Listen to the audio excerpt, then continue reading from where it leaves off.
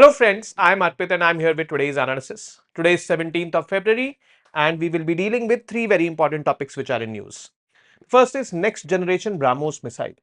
This is currently under the advanced phases of development. The first flight is expected by 2026 and mass production by 2027-28. Brahmos missile lately has been gaining a lot of popularity all across the world, not only in India. Philippines has become the first international buyer of it. Negotiations with countries like Indonesia and UAE are going on, and we can also sell it to some other African countries.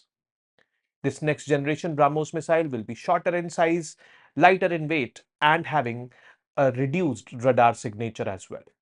This is going to be a game changer for India's defense exports. Next is imposition of the president's rule in Manipur. Manipur has been on the boil since 2023. I would precisely say March 2023. The current situation over there is ethnic clashes between the Metis, which is considered to be the plain tribe, and the Kukis and Zomis, which is considered to be the hilly tribes. The issue was granting of the scheduled tribe status to the Metis, which are politically and economically dominant already. But yes, this imposition of the president's rule will definitely increase the central government's control over the state, which has been under political turmoil since then. Let's see what happens with this. And the last topic which we will be covering today is India among top 10 countries impacted by extreme weather events over the last 30 years. Now, there's this organization named as German Watch, which has released this report, the Climate Resilient Index, and India stands on the 6th position. India has been impacted by multiple extreme weather events like floods, droughts, heat waves, and such like. And all these are considered to be climate induced, extreme weather events. Now, this calls for, increased support by the developed world to the developing and underdeveloped world in cases of extreme weather events. Then we will be discussing the MCQs based on these three topics. I will start or I will resume the economic survey thematic discussions from tomorrow. And chapter 2, I will be picking it up. And then almost every day we will be discussing chapter by chapter the economic survey which has been released now.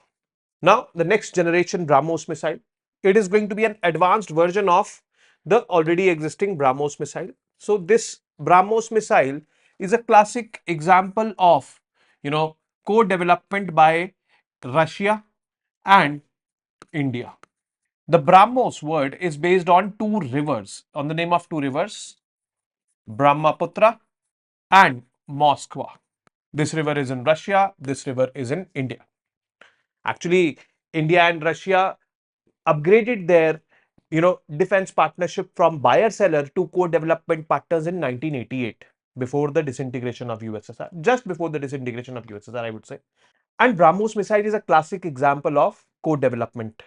There's this joint venture established by both these countries in which 51% stake is of India and 49% stake is of Russia.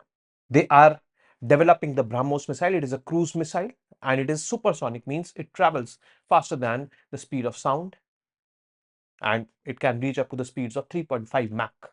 1 Mach is the speed of sound. And now we are developing advanced versions of it. Advanced versions are being called as next generation Brahmos missile. So development is in advanced stages of the advanced version, with the first flight run expected by 2026 and mass production by 2027-28. And this is also going to be a game changer in India's defense exports to the world.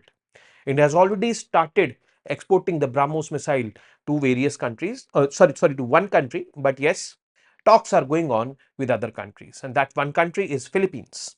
And the other countries with which the talks are going on are Indonesia, UAE, and Vietnam as well. So let's see what happens. The next generation Brahmos missile definitely will be a boost to India's defense exports.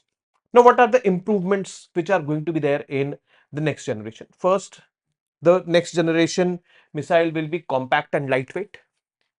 It will be smaller, lighter and sleeker than its predecessor.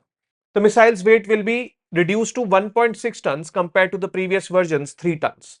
Almost half it will be good.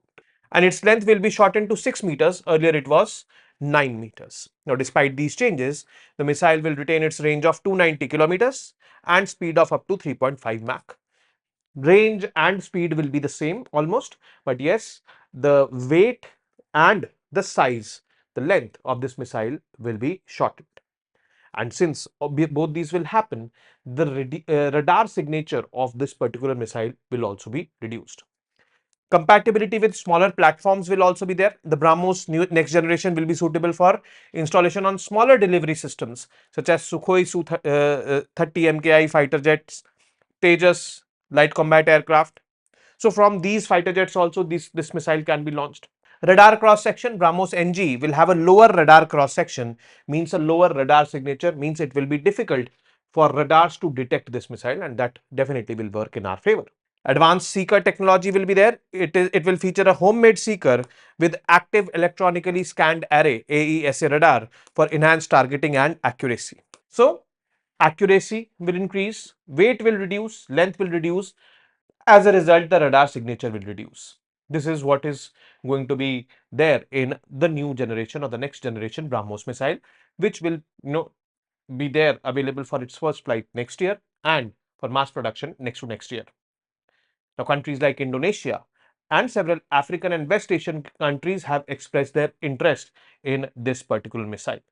As of now, Philippines is the only country where we are exporting this missile. In 2022, we did a deal with Indonesia, a $375 million deal.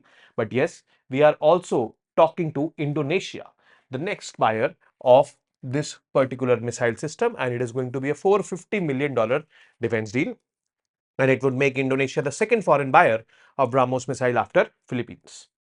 Now, key developments during Indonesian president's visit, the Mr. Prabowo Subianto during this year's Republic Day, there were advanced, I would say, discussions about the selling of the Brahmos missile system to Indonesia. Now, let's see. The deal has not been finalized yet, but yes, it is in advanced stages. It can be finalized, and hence Indonesia can be the next buyer of this particular missile. When we develop the next generation, obviously the next generation will also be supplied to both these countries, Philippines and Indonesia, or whatever or whichever country with which we sign a deal. Now, strategic impact of the next generation Brahmos.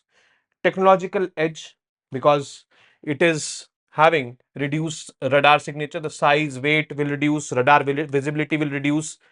So that is going to be, a technological edge with this particular missile. This makes it more versatile and effective for both defense and offense. And missile's compact design ensures it can be deployed on a wide variety of platforms, like smaller platforms like Sukhoi Su-30 MKI or the Tejas light combat aircraft. So from those aircrafts also it can be launched, apart from being launched from other, I would say, systems. Let me tell you one more thing, friends, that Brahmos has also attained triad. Triad means it can be launched from the air, it can be launched from the navy, naval vessels, it can also be launched from the territory or the terrestrial systems. Market penetration. Export potential of Brahmos missiles is increasing as more countries explore advanced missile defense systems. The deal with Indonesia follows Philippines' purchase and demonstrates growing international confidence in India's defense capabilities. Additionally, African and West Asian countries are also showing interest, like Ethiopia has shown interest, UAE has shown interest in this. So yes, this popularity of this particular missile is increasing, and now we are upgrading it to the next generation as well. Now, the second topic is imposition of president's rule in Manipur. Now, Manipur has been on the boil since 2023. To be very specific, March 2023. Reason: ethnic clashes. Ethnic clashes between the Metis tribes, which lives in the plains, and the hilly tribes, which comprises of the Kukis, Zomis, and Nagas. Why they are clashing? They are clashing because, you know, Metis, which are politically, socially, and economically dominant already, were granted scheduled tribe status. And this did not go well with the hilly tribes, which already had scheduled tribe status. They were of this viewpoint that why Metis, are getting this scheduled tribe status? Why do they need it? What is the need? And hence, they started clashing with each other. The things got complicated further when, the hilly tribes were alleged of receiving foreign support.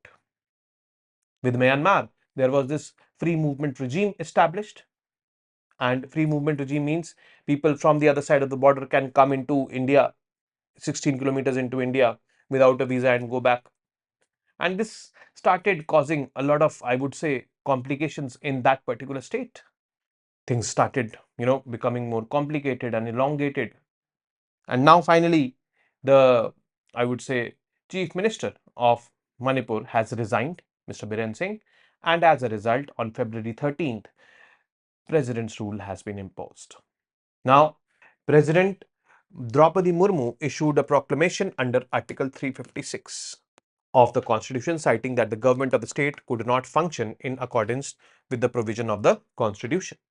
Now, Article 356 is an article related to the president's rule, or I would say state emergency. And as per the provisions of this article, all the powers of the state government are transferred to the central government.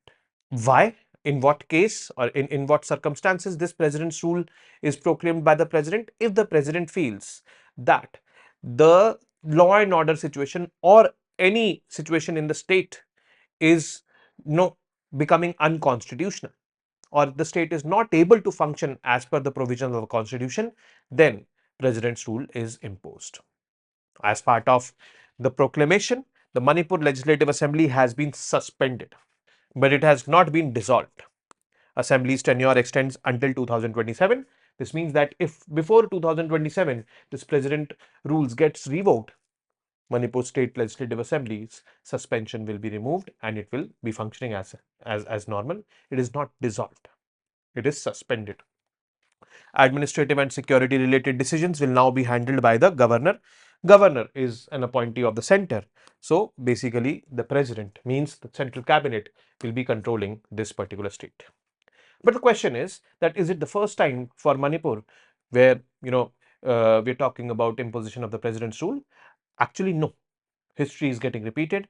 Manipur is among the states with highest instances of president's rule. This marks the 11th time president's rule has been imposed in the state. The first was for 66 days from January 12 to March 19, 1967. The longest was for 2 years and 157 days from October 17, 1969 to March 22, 1972. The last one was for 277 days from June 2, 2001 to March 6, 2002. So I would say that from 2001 it is now 2025. 24 years after that, president's rule is being imposed in this northeastern state. Rishang Kishing of the Congress became the first chief minister to complete his full term. Okram Ibobi Singh of Congress was the first chief minister to finish not one but 3 terms. So these are some facts which you need to know, that this is not the first time the president's rule is being imposed in this particular northeastern state of Manipur. Now, Article 356 we were talking about. So, Article 356 of the Indian Constitution is imposed if the president believes that a state government is unable to function as per the constitutional provisions, and if the president is convinced for this, and this conviction can be on the basis of a report tabled to the president by the governor, or suo motu also the president can take this action, then they may impose the president's rule. The proclamation will remain valid for 2 months unless approved by both houses of the parliament. It has to be approved by both the houses of the parliament in 2 months. If not approved, the rule will cease to exist. So, this is how it is. Article 356. So, let's see. And Article 356 transfers all the powers of the state government to the central government. The political crisis in Manipur. Resignation of the Chief Minister. Chief Minister of Manipur resigned on February 9, 2025, following internal disagreements within the state's ruling party regarding an alternative leader. But despite discussions with the Union Home Minister, no consensus could be reached on a replacement, leading to the imposition of president's rule. Security concerns are there. Amid rising tensions, security forces have been deployed to maintain law and order over there, and there are concerns over further violence due to the deepening ethnic divisions and inability of the state government to restore peace. 2023 and now we are entering 2025. It's been almost 2 years. March, this issue will complete 2 years, and still there is no solution to it. So a new thing is being tried, that is the president's rule. Let's see what happens. But yes, background of this ethnic violence, I've already mentioned it to you. But yes, it began in May, not March, but May. Sorry, I've been mistaken. It was not March, but May 2023, between the tribal Kuki, Zo, and communities and the Meeti people. So, Meeti people live in the plains, and these people live in the hills, triggering widespread unrest in the state. It has resulted in over 250 deaths and the displacement of approximately 60,000 people. This is a huge number. Many individuals have been forced to flee their homes due to clashes between these communities. And why they are clashing? The reason also I have told you, that you know granting the scheduled tribe status to the Meaty tribes, which are already dominant economically, socially, and politically. Now, there is this indigenous group, which is Indigenous Tribal Leaders Forum, representing the hilly tribes, Kuki-Zo communities, expressed support for imposition of President's rule. They said that President's rule might bring some relief to the ongoing tension, and it can create an environment for political dialogue and peace building between the ethnic communities. Obviously, these will be brokered by or the central government, I would say. But CPI Marxist has called for immediate revocation of the president's rule and called for fresh elections to restore democratic governance in the state. So there are 60 seats in the Legislative Assembly of Manipur. Out of 60 seats, 40 are occupied by the Meiteis. That is why I've been telling you that they are politically dominant. So let's see what happens. But yes, before the elections, my personal viewpoint is, before the election should be conducted, there should be some kind of peace agreement signed between these ethnic communities. Because if I see the numbers, again, there are high amount of chances that Meiteis will be politically dominant. Will that solve the problem? Elections? I don't think so. A peace agreement followed by elections, or a peace agreement followed by elections in 2027 can solve the problem. But a peace agreement is necessary. Concerns are there. First concern is illegal immigration issues, due to which a lot of cross-border support is being given to the insurgents, or those people who are spreading violence. And this is also causing a lot of, I would say, demographic changes in the state. This free movement regime along the border with Myanmar, which was started in 2018, although it has been ended now because the Ministry of Home Affairs is constructing or fencing the border, the entire border with Myanmar. So Myanmar shares border with 4 eastern states of India. One is Arunachal Pradesh, one is Nagaland, then we have Mizoram, and then Manipur. Okay. So Manipur shares 398 kilometers of border with Myanmar. So that needs to be fenced, first priority. This is what the outgoing Chief Minister, Mr. Biren Singh, has claimed multiple times, because it is causing demographic changes and increasing the tensions in the state. The rioters, or the people who are spreading violence, are getting all kind of support from across the border. They're getting the weapons, they're getting the drugs to sell, they're getting money also for running their movement, causing instability in the state. So that needs to be there. Then, current state of border control, border situation has become critical, especially after May 3, 2023 violence, as the state machinery has struggled to maintain control over the influx of immigrants. There are concerns that lack of effective border management could lead to future destabilization. So we need to, fence it, you know, on top priority, or on war footing. We need to do that. Now, the last piece of news, that is India among top 10 countries impacted by extreme weather events. Now, there's this climate risk index released by this non-profit organization named as German Watch, which has ranked countries on the basis of impact due to extreme weather events in the last 30 years of them, 1993 till 2023. And the country which has been impacted the most is Dominica, China, Honduras, Myanmar, Italy, India, Greece, Spain, Vanuatu, Philippines. And most of these countries are developing countries. Apart from Italy, Greece, and kind of Spain also we can consider, all the countries are developing countries. And the impact of such extreme weather events on developing countries is more as compared to the developed countries. The report highlights that India has experienced over 400 extreme weather events in these 30 years, resulting in significant economic losses and fatalities. So when I talk about economic losses and fatalities, around 80,000 people have died due to these extreme weather events, and $180 billion economic loss has been borne by India. But what are these events? What are the examples of these events? Floods, droughts, heat waves, cyclones. These are extreme weather events. Obviously, economic losses are there. If a farmer is there, flood comes, his crops get washed away. If drought is there, then also crop losses are there. If heat waves are there, then also crop losses are there, leading to economic losses. That is why this figure, $180 billion, has been summed up by this particular index. But I personally believe that this figure can be more. But notable extreme weather events, floods. 1993 floods in northern India, 2013 Uttarakhand floods claimed a lot of lives, 1998 Gujarat cyclone and 1999 Odisha cyclone, 2019 severe floods. It impacted around 13 states in India in the Deccan region, central and southern region. So these are the floods. Heat waves. India experienced severe heat waves in 2002, 3 and 15 with temperatures reaching up to 50 degrees Celsius in some areas, causing significant fatalities. Heat-related fatalities in 1998, 2002, 3, 15 caused a significant number of fatalities with temperatures reaching extreme levels, crossing 50 degrees and up. Cyclones. Cyclone Hudhud in 2014, Cyclone Amphan in 2020 were among the destructive cyclonic events impacting India. And you know these are the major ones. But I also read a report which said that earlier, means 15 years ago, there were only 2 cyclones which emerged in the Bay of Bengal region. Nowadays, 4 cyclones in a year are emerging in the Bay of Bengal region. So this was the impact on India. But if we talk about the global context, according to this climate resilient index, around 7,65,000 people have died in the last 30 years due to extreme weather events.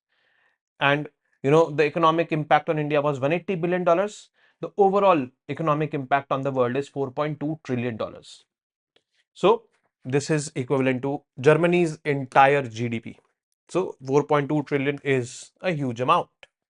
Countries affected by recurring versus exceptional events. China, India and Philippines were primarily affected by recurring extreme weather events over the past 3 decades. Recurring extreme weather events, floods, droughts, cyclones and all. Dominica, Honduras, Myanmar and Vanuatu experienced exceptional extreme weather events. Vast floods or cyclonic impact like this. Hazards and fatalities. Among different weather hazards, storms resulted in the highest number of fatalities, followed by heat waves, floods, droughts and wildfires. So storms is also an example of extreme weather event. It has claimed the highest number of fatalities or highest number of lives in the last 30 years, among other, I would say, uh, extreme weather events. Now, specifically, if I talk about 2022, what was the impact of this extreme weather event in 2022? Countries were most affected in 2022. Countries like Pakistan, where floods came and a lot of damage was there. Belize, Italy, Greece, Spain, Puerto Rico, they were affected by heat waves and floods both. United States, Nigeria, Portugal and Bulgaria ranked 7th to 10th in 2022. Wildfires is also an example of extreme weather events. Now, India was also impacted by the heat waves in 2022, and that heat wave destroyed the wheat crop. Heat waves were there in March in 2022, and that is almost the cultivation season of wheat, and wheat is grown in winters. It is a rabi crop, and as a result of those heat waves, wheat crop got destroyed, and as a result, productivity was down, and ultimately, as a result, export bans were levied on wheat. Coincidentally, that year, the Russia-Ukraine war started. Russia blockaded 3 ports of Ukraine, and Ukraine is a major exporter of wheat in the world. And as a result, the supply of wheat went down drastically, raising the prices of this agricultural crop. So, this is what you need to know. Heat waves in Europe were also there. Temperatures were reaching 40 degrees Celsius in Europe or beyond that, and that was unimaginable for Europeans. The heat waves were the leading cause of fatalities in 2022. A persistent heat wave across Europe severely impacted Italy, Greece, Spain, Portugal and Bulgaria. It caused widespread fatalities and stress on health systems across these countries. They are not prone to such kind of heat waves, so people were dying. People were being getting admitted to the hospitals, and there was extreme pressure on the medical or healthcare systems of those countries. That was, you know, kind of equivalent to a collapse of the healthcare systems. Distribution of affected countries by income group, if I talk about. So 1993 to 2022, India and 4 other countries in the top 10 were from lower middle income group. Dominica and China were upper middle income group countries, while Italy, Greece and Spain were high income groups. So Italy, Greece and Spain, developed countries. Dominica and China, developing but upper middle income group. India and 4 other countries, developing but lower middle income groups, which were impacted due to this extreme weather events. But yes, if I say in a nutshell, apart from Italy, Greece and Spain, all other countries belong to the global south, and global south is more impacted due to these events because they have less capacity to deal with such kind of events. Now for 2022, Pakistan and Nigeria were from the lower middle income group, while Belize were from upper middle income group. High income countries like Italy, Greece, Spain, Puerto Rico, US, Portugal and Bulgaria dominated the list. That is specifically for 2022.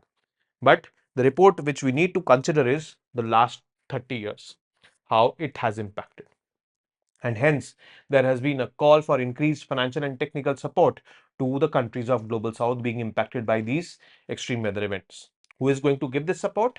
The developed countries are going to give this support. There is this moral responsibility on them. The vulnerability of developing countries is more, or I would say the impact of these extreme weather events is disproportionate on developing countries as compared to the developed countries. We need more technical capacity to effectively adapt and manage the damages caused by the extreme weather events. We need more money and technology to, adopt mitigation actions. There's this 1.5 degrees Celsius goal also which we have adopted, and we will not be able to meet this goal if we are not helping one another, because climate change or global warming, which is causing these extreme weather events, is not only for the developed or not only for the developing or underdeveloped, it is for everyone. It is primarily responsibility of causing this global warming of climate change is of the developed world. Historical emissions have caused this, and hence there is this moral responsibility on them to support the developing and underdeveloped world. Now dealing with the MCQs based on these 3 topics. India is exporting the Brahmos missile to which of the following countries? Vietnam, Indonesia, Philippines and UAE. This is comparatively simple. I have mentioned it multiple times to find the correct combination. Second, consider the following statements with respect to Brahmos next generation missile and mark the correct one. The Brahmos next generation missile will be shorter than the current version of the missile. The radar signature of the Brahmos next generation will be low as compared to the current version. Only one, only two, both 1 and 2, neither 1 nor 2. Third, which of the following things happen after the imposition of president's rule? The legislative assembly of the state gets dissolved. All the powers of the state government are transferred to the central government. Only one, only two, both 1 and 2, neither 1 nor 2. Fourth, which organization releases the climate risk index report? World Meteorological Organization, IUCN, Climate Watch or German Watch? And the fifth question, according to climate risk index, which country has experienced the maximum loss as percentage of its GDP in the last 30 years? Dominica, Pakistan, Italy, India. The answer of this question lies in that image which was there on the first slide of this particular topic, the third topic. So with this, we come to an end of today's session. I was out of station due to some personal reasons, due to which I could not take the daily analysis for 4 days. But yes, we will be continuing from now onwards, and we will be, doing it regularly. From tomorrow onwards, we will be starting with the thematic discussions, that is the economic survey, which we started. Chapter 2, we will be starting with. Apart from it, the other topics which are in news will also be picked up. So till then, you guys very well know what to do. Keep studying, keep reading, keep writing, and most importantly, keep revising. Namaste. Jai Hind.